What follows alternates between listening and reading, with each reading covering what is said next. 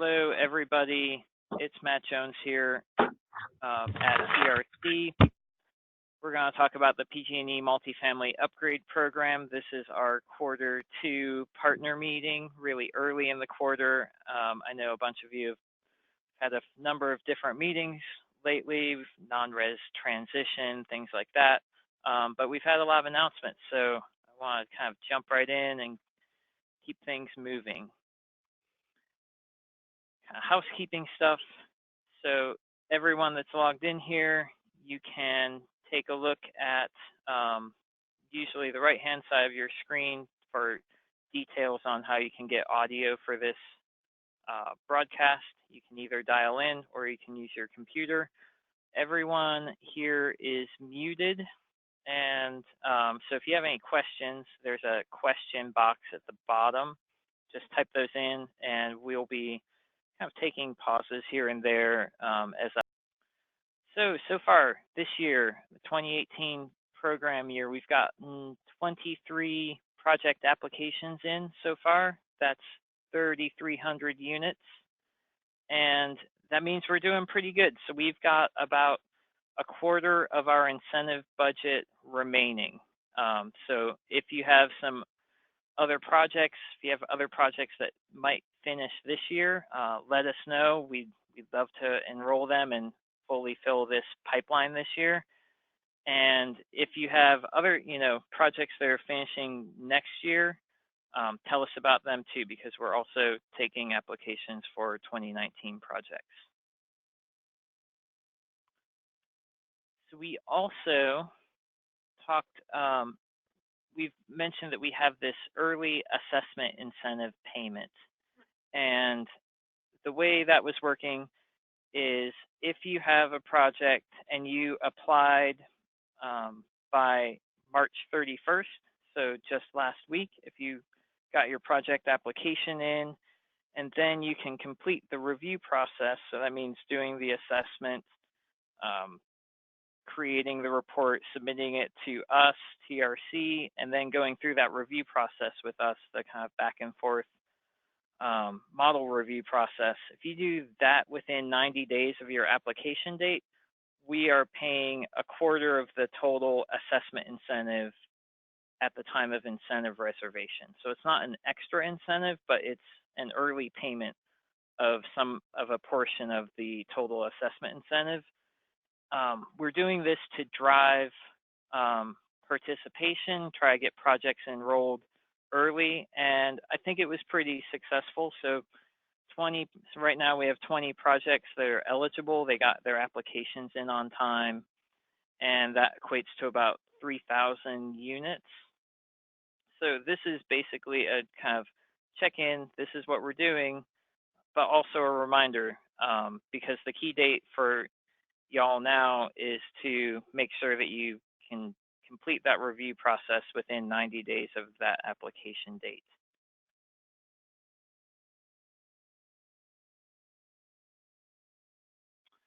Wanted to give a shout out to a few of our partners. So Bright Power has the most projects that have applied for the 2018 program year with 8 projects.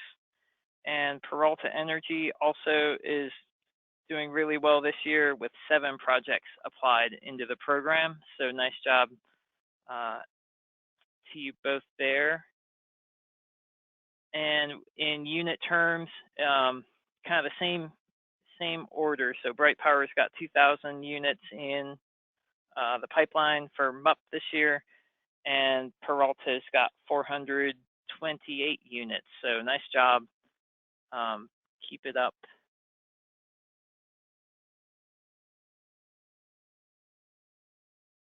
So one big program update I want to mention to everyone. So there was a directive from the California PUC, and it's a kind of a big deal for our program and for a lot of other energy efficiency programs in California. So if you have projects that are applying after March 31st of this year, so 1 week ago, any new projects going forward that are applying to the program, if you are looking at replacing outdoor lighting on those projects, the new baseline is no longer based on this PUC directive. The new baseline isn't your existing conditions that you find on site, but rather it is a base level of efficiency for an LED lighting product. Basically, imagine all of your outdoor site lighting is now a basic LED fixture. And if you want to, so this is going to make this is a big deal. Essentially, it's saying that if you want to replace outdoor lighting, then you need to find essentially the best quality, highest efficacy LED lighting out there. So you'll be looking at kind of DLC premium fixtures. And this is kind of brand new. The PUC directed each utility to determine what the baseline will be. So if LED is the baseline, that presumes that there's some efficacy associated with that baseline. Is it, could it be 85 lumens per watt? Is it 110 lumens per watt? Essentially, that stuff is all being figured out by the utilities, and we don't have an answer to that. So right now, if you have projects that are applying and they have outdoor lighting, check in with us, but know that we're facing some significant constraints on what the amount of savings that we'll be claiming on this measure for the moment. And I'm going to pause. Oh. Yeah, I can hear you. Okay, sorry. We got one question in, and it's referring to the amount of incentive left. So would you clarify, the slide showed that we have 25% remaining. And so would you clarify basically if we're capped at the 25% or if we're flexible? Yeah, so that amount is based on our forecasts, what we've told PG&E we'll be able to do this year. And Siobhan, actually, you might be able to correct me here if I'm wrong. So that number is based on our best estimate of what we're going to be able to achieve in this program year. And if for some reason we can really exceed that goal, then we're in the situation where we can go back to PG&E and make the case for more incentive funds. But right now, that's how much we have left. So we've got 75%, and it's an approximate value. So I'll take one step back here too. So these estimates are based on we make an assumption about what the average incentive on a project is going to be, but we're still waiting to get projects in the incentive reservation stage. So it's not until we get to that incentive reservation stage that we have a really solid handle on what the actual incentive is going to be. But for our best estimates, we're 75% subscribed at the moment. Thanks, Matt. Yeah, you captured it for the most part. I guess the only part I would add is the 25% is based on a realistic estimate for our program goal with PG&E, and we want to meet it, but we'd also really like to beat it. So 25% is what's remaining based on our estimates to at least meet our goal. But if both PG&E and we, TRC, want to bring as many projects as possible. And so as you already know, we can also enroll for 2019. So we're trying to work together here to create an ongoing rolling enrollment system. So it's not that we'll necessarily run out of funds at the 25%, but that's what's left to just meet our goal, if that answers your question. Cool. Thanks, Siobhan. That was clear, I think. We got one other question about outdoor lighting, and is garage lighting, is the baseline for garage lighting also assumed to be LED? And the answer is yes, based on this PUC directive, it includes garage lighting as well. So I'm going to take a pause, see if for any questions. Yes, Matt, there's one about outdoor lighting, and it is, if you leave existing low efficacy lighting in place, are you penalized because of the LED baseline? Oh, that's a good question. No, you're not. So this is only if you're considering that as an upgrade measure. So you would still model your projects. You know, if you're not doing any outdoor lighting, then model your lighting as you find it at the site.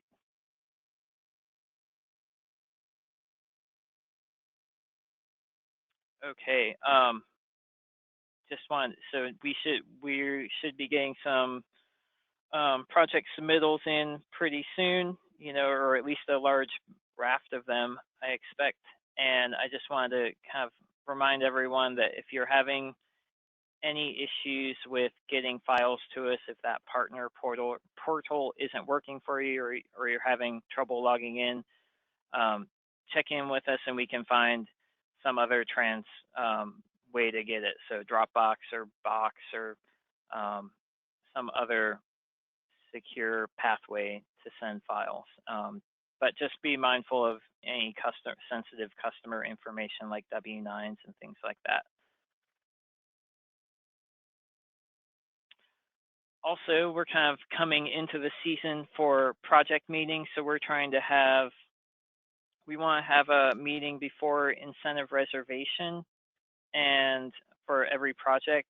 And these are really good opportunities for you, the raters, to show value to your client, and show kind of your expertise and determine the pathways of communication, who communicates with who and when.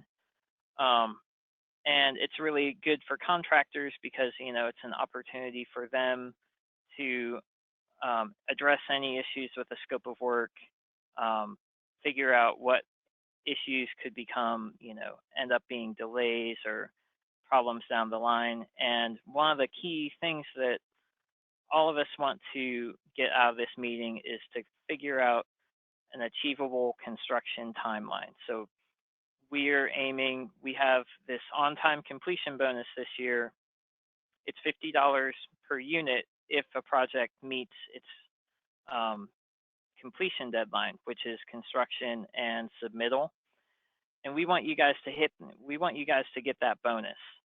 So these meetings that happen before incentive reservation are aimed at hashing out, you know, what's the timeline, what's reasonable, what can you achieve, but something that's not, you know, super far out there. And I think that kind of transitions into my next point, which is PG&E has a reporting deadline this year that is November 5th. That's when PG&E wants us to report all the savings from our projects. And that moved up, so that's quite a bit earlier than it was last year. And we would really, it's really beneficial for us and this program to get as many projects in by that timeline as we can. So the more projects that we can complete this year and the more projects that we can kind of line up for next year, the better chance we have of continuing this program structure that's driven, you know, by higher incentives for higher savings, and it's driven by you, the raters. You guys are the ones bringing in projects and driving the work. So the more projects we can get in this year, the better. But also know that your regular project deadlines still apply. So if you have a deadline that is November 15th, that's your deadline. That's where we're reserving incentives. But we would love to get it in earlier, and we'll help you get it in earlier. So we'll be reaching out, you know, when we figure out these timelines, if there's a way that we can work with you to accelerate any aspect of it, we're going to be pretty flexible and looking to pitch in. And so you'll hear from us individually if you have a project kind of in that interstitial space, so to speak, between November 5th and December 31st.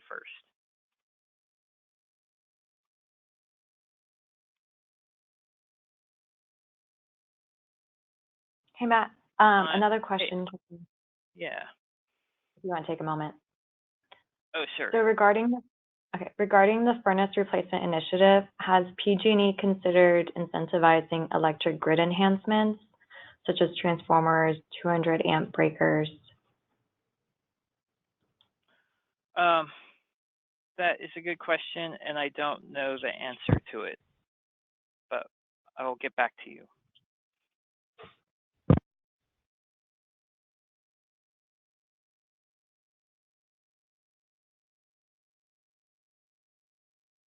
Okay. And Siobhan, did you have anything to say regarding project timelines that I missed? No, I think you covered it really well. You know, we all kind of want to avoid a crunch, but it's almost inevitable. So we really want everyone to just adhere to your project deadline best as possible and get that bonus. And then that should keep everyone on track for this November 5th reporting deadline. But no, you know, if, delays happen, we can still close out projects for 2018 on a case-by-case basis. I mean, you'll be paid, but just know that the check will be delayed, or because basically PG&E is closing out all their other programs, so their own ability to process projects is pretty finite at the end of the year. So there isn't a concern that your project won't get its money or check, but it might just be delayed. That's the main concern. Okay, cool, thanks. All right, and so I also wanted to kind of quickly give a quick update or a reminder on the non-residential modeling transition. So this kind of reiteration and a little clarification from the meeting we had a couple weeks ago. And that is, so if you have a 2018 project, submit your models in any format, Energy Pro 5, Energy Pro 7, and in residential performance or non-residential performance, and we'll take it through the end of the year and reserve incentives on it. If you have a project that is a 2019 project, so it's completing and you're going for incentives for 2019, we'll take any format through July 31st of this year, and then after that, we're requiring that projects submit in Energy Pro version 7 non-residential performance, and that's the version that we'll reserve incentives on.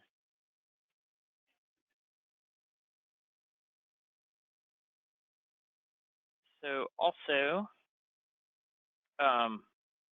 just kind of wanted to go over, actually, I think this is not me. So I'll jump ahead and see if we have any other questions. I haven't seen anything come in, Matt. Okay. It looks like I see a couple things, so bear with me one moment.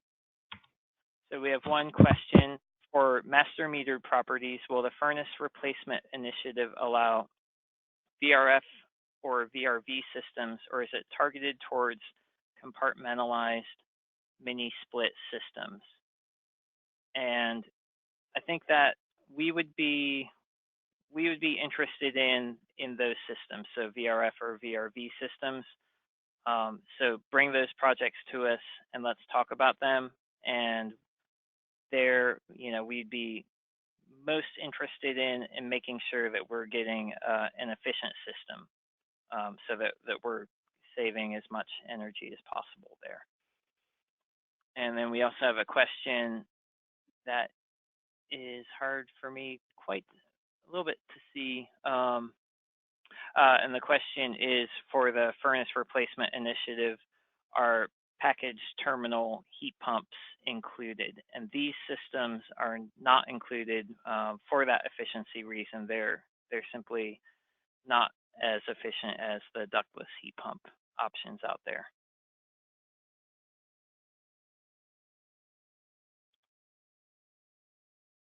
Okay. So I'm popping back to the partner approval process, and this is going to be Genevieve. I think you're going to take over from here. Yes. Excellent. Okay. So, good morning, everyone. My name is Genevieve. I'm new to the MUP team, but am working on the contractor and rater approval process, as well as lead intake, and another initiative that we are working with on PG&E called the single point of contact, and we will review that in a little bit. But there have been a lot of questions about the approval process for program year 2018, so we are just going to review those requirements with you guys right now. So you should have heard from Connie about watching the mandatory partner orientation webinar, sending her over your licenses and certifications to prove that you're eligible to be doing the work, watching the modeling webinar, the assessment webinar, and signing the 2018 rater agreement. And obviously the bulk of the approval process is also in the insurance requirements. So just to be clear, we are looking for a certificate of insurance for general liability, auto, and workers' compensation. And in addition to those forms, we also need a waiver of subrogation and additional insurance to cover those 3 different types of insurance. The easiest way probably is to send us one certificate that covers the 3 types of insurance, and also just attach the waivers of subrogation and additional insured to that. But we can accept them separately as well. And we're going to show you guys an example documentation of what that would look like in full.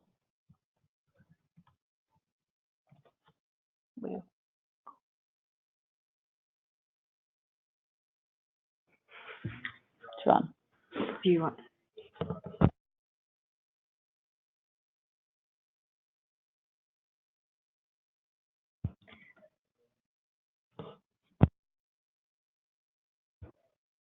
Hey, Matt, would you share the insurance form?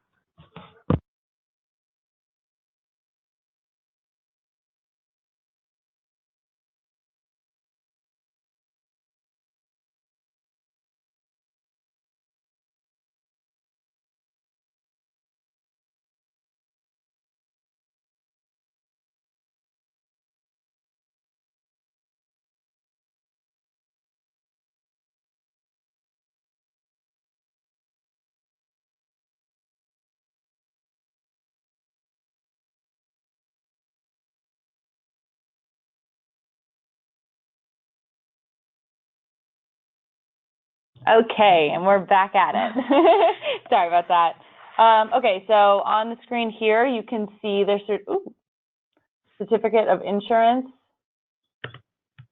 What's really important here is you can see I've filled out the workers' compensation, automobile liability, and the commercial general liability, and the required numbers. Thanks for zooming in. Just quickly, the general aggregate policy, we need that to be per project and not per policy.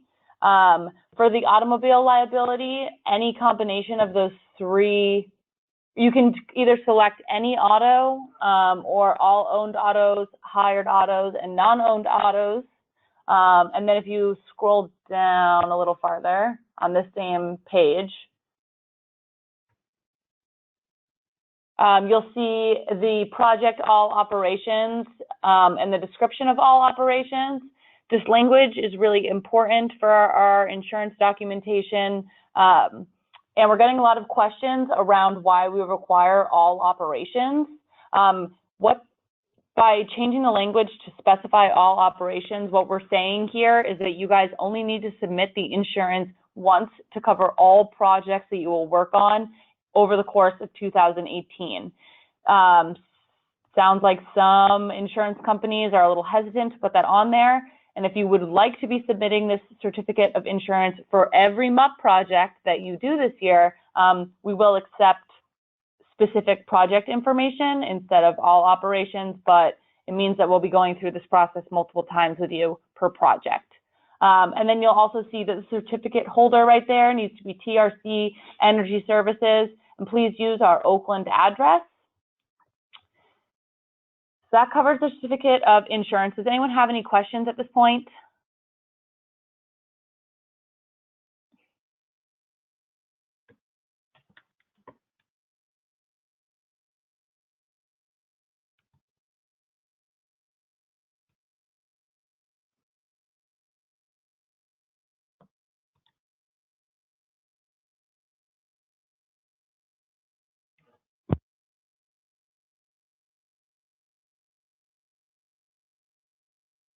Let's unmute.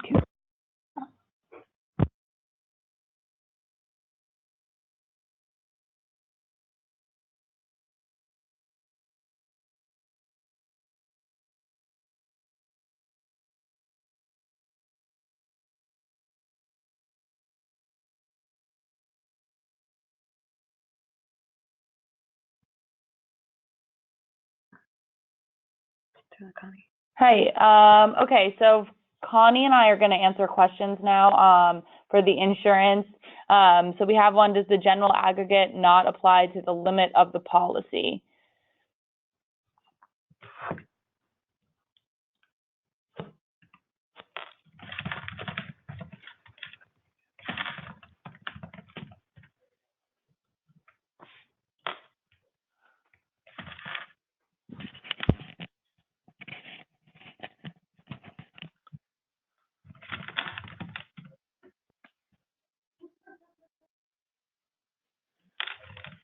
Okay, we're going to follow up with internally for that question. We'll get back to you.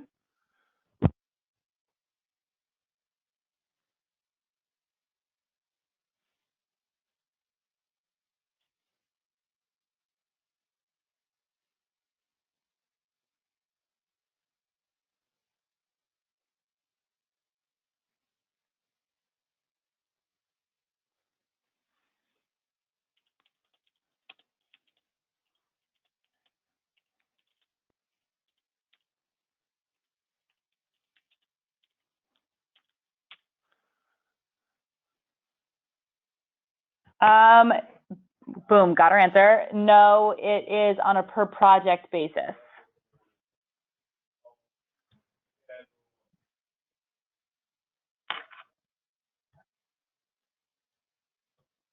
Sorry, we're just seeing if there are any other questions related to this section. I think we're okay. Okay, great. So can we see the, are you?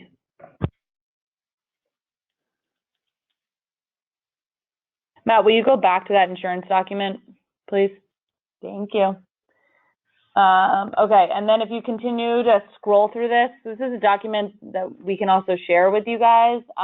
You'll see examples of what the waiver of subrogation and additional insured documents look like, and what we are looking for from you.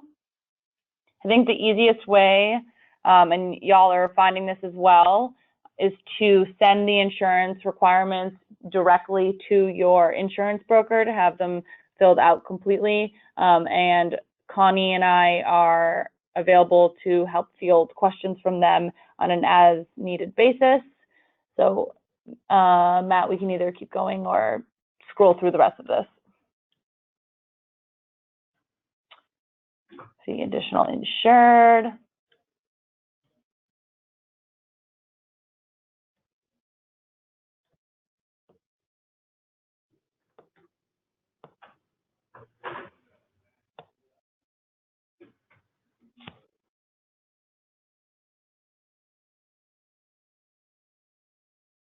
All you can do is go ahead and Okay, great. All right, thanks, Matt. We can switch back to the presentation now.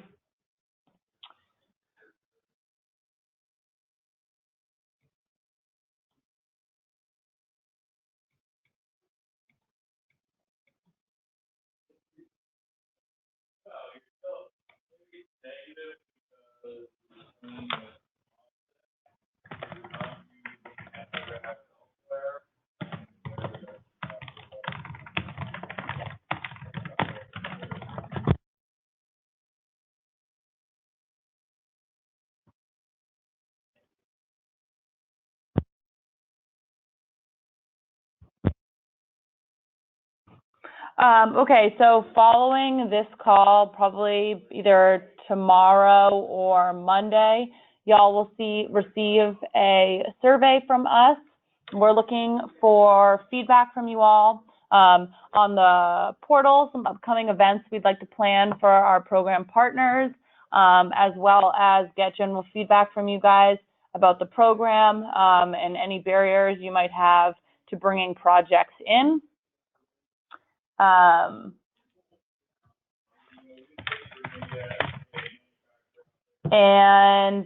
Ben, we saw a question about accepting all projects instead of all operations, and we can.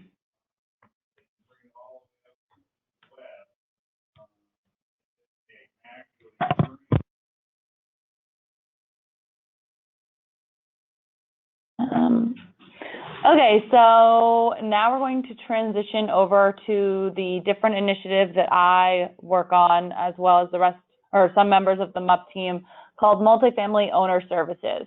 And what this does is we're helping PG&E generate leads for some of their other programs so that multifamily property owners better understand all of the different program opportunities that are available to them through PG&E. So we're going to give you guys a quick overview as to what the other programs are so that you can understand when you're working with customers what else they might be eligible for. So this slide is just a quick overview as to the different programs that are available throughout PG&E territory. There you can see the multifamily upgrade program, the low-income weatherization program, Bay Area multifamily building enhancements, California multifamily new homes program, the standalone energy efficiency upgrades, and loans and low-income assistance programs as well. So MUP, you guys I'm sure are very familiar with, so we can go to the next slide. The low-income weatherization program is another whole building retrofit program, but the incentives are based on greenhouse gas savings and not energy savings, which means that this program can actually be layered with MUP. The major eligibility requirements are first that it's located in a disadvantaged community, which is determined from Cal EnviroScreen. It's a software tool developed by the state. And also that 66% of the tenants must make 80% of the AMI. So it's geared towards low-income tenants. The property must have 5+ units, and this program covers both energy efficiency upgrades as well as solar upgrades. And the budget for program year 2018 is kind of on hold and has not yet been announced, but that information should be coming our way soon. We can look at the next slide.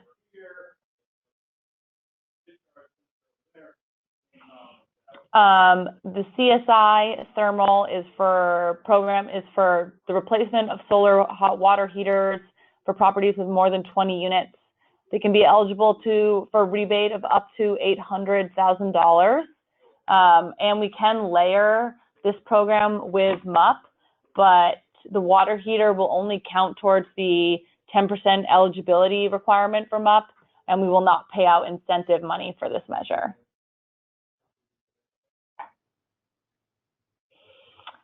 The Cooling Optimizer program is actually a free program that's only offered in climate zones 11, 12, and 13.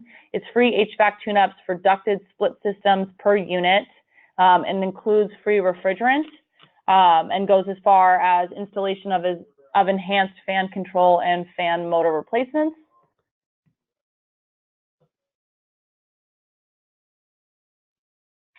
The EV charging network is new as of this year for PG&E.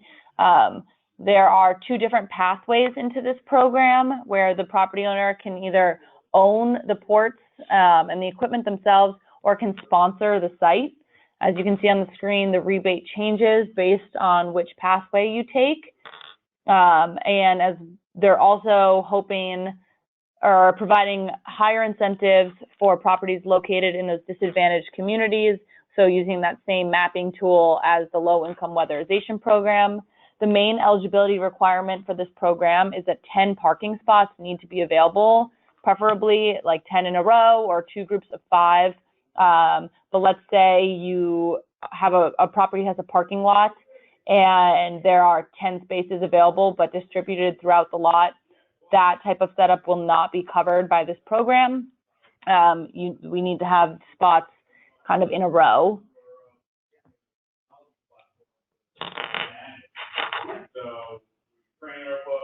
The Self-Generation Incentive Program, or SGIP, is incentives for self-generation. The incentives are tiered based on technology type as well as program phase. You can see what types of technology are covered by the program, both renewables and non-renewables.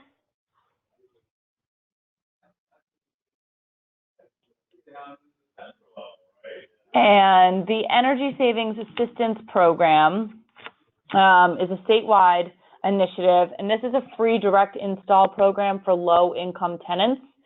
They need to be making 200% at or below the federal poverty line, so a different measure than some other PG&E programs. Residents for this program will qualify on a unit-by-unit basis, and they work with the contractor to do the installations as opposed to the whole building. However, if 80% of the residents on a property meet that income requirement, then the whole property can be eligible for the upgrades. And right now, this program is only covering in-unit work. The next program is there's a little more, Anissa. We are kind of screening for this as well when low-income properties are coming our way. And we can layer both of these programs. ESA measures will count towards the 10% savings if needed, and the incentives will be adjusted. And there is a common area offering coming.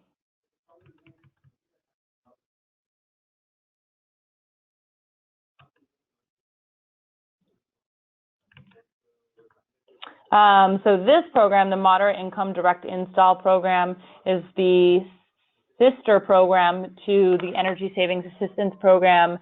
It's an expansion of those income eligibility requirements so that more residents and properties will be eligible. Their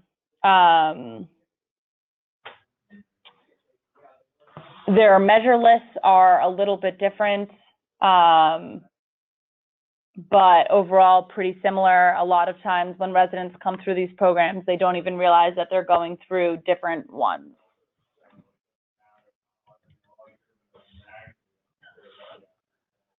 Okay, and I'm going to pass to Siobhan for on-bill financing.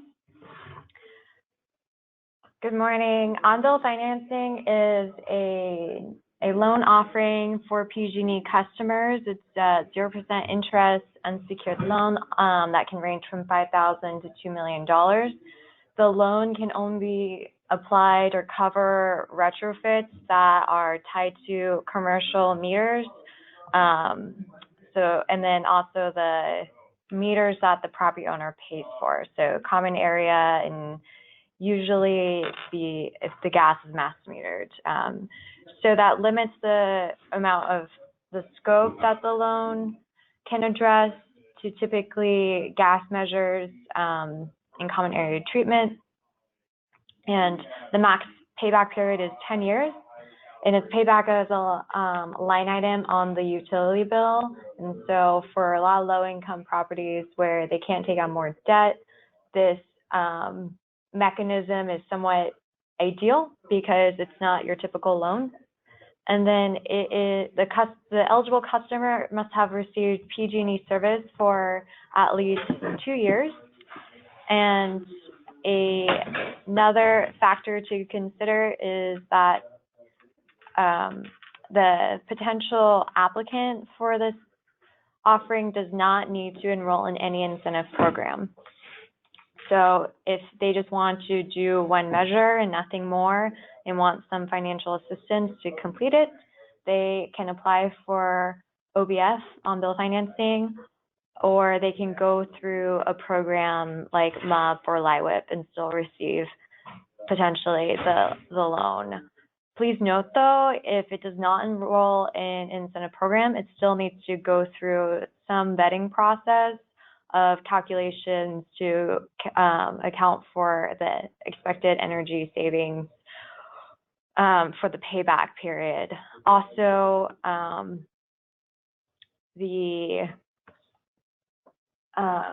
that can be done through TRC and another third party, but you can always bring a project to us and we'll help sort it out.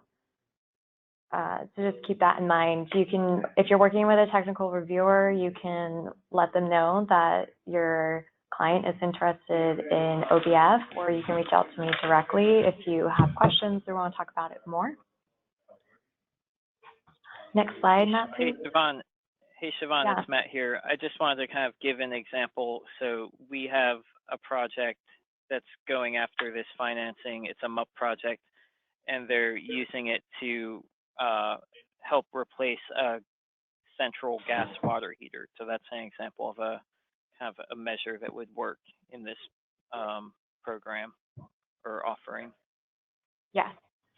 And then let me just go over briefly how the process works actually. So as soon as you let us know that an applicant's interested, we need to be given a PG&E bill, and we will do an account screening just to make sure there's no typical credit check, but it's just PG&E wants to make sure that service has been provided for 2 years, and in general the account is in good standing. And at that point, we will let you know that you've been cleared or not, and then we proceed with the calculation approval. And then PG&E will draft a loan agreement based on the expected incentive, if that's applicable, because you're in the program, the calculated energy savings, and the rate for the utility rate for that account. And then you sign that, or the property owner signs it, and once construction is completed, if there are any changes to the scope and numbers, PG&E will update the loan agreement, and at that point, the final loan agreement will be signed, and the check will be provided post-construction, so around the same time as the actual incentive check if you're in MUP. And in general, construction should not start before being approved for OBF. In the event that you do, like all PG&E programs, you assume the risk of not getting the full amount, or not getting the loan at all in this case, just because there are changes. So, you know, basically, if the customer takes on the risk of purchasing equipment, assuming that they're getting a loan without actually confirming they're getting the loan, that's the risk that they're taking on. And another program that we're working with at PG&E is auto demand response. They're very eager to also extend this program to the multifamily sector. And it hasn't been done before, so it's be a pilot pretty much for any properties that are interested in this. They provide free site assessments to identify the potential on site. Up to 75% of the construction and equipment costs are covered, and that's for, I think, the whole property, both residential and commercially metered areas. But the only measure available for residential in unit are smart thermostats, and they're just $50 per unit. I believe they have an approved product list, and it will be updated again soon to be more expansive. And then for the commercial metered areas, the incentive is $200 per saved kilowatt, and they're open to more opportunities for in-unit, but they just, because they haven't fielded a multifamily project before, it's just uncharted territory. So bring us a project, give us some ideas, and we'll work with the auto demand response team to better serve the multifamily market here. And incentive works in that you get 60% after installation, and the remainder 40% after 1 year or one season of demand response. And when you enroll in the program, the expectation is that you're committing to basically some level of monitoring and verification for 3 years. Can that program be layered with MUP? Yes. Right?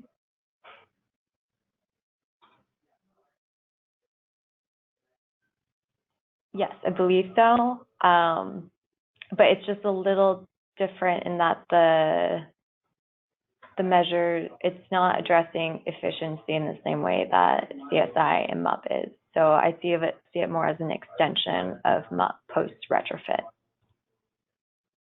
Yep, understood. Thanks.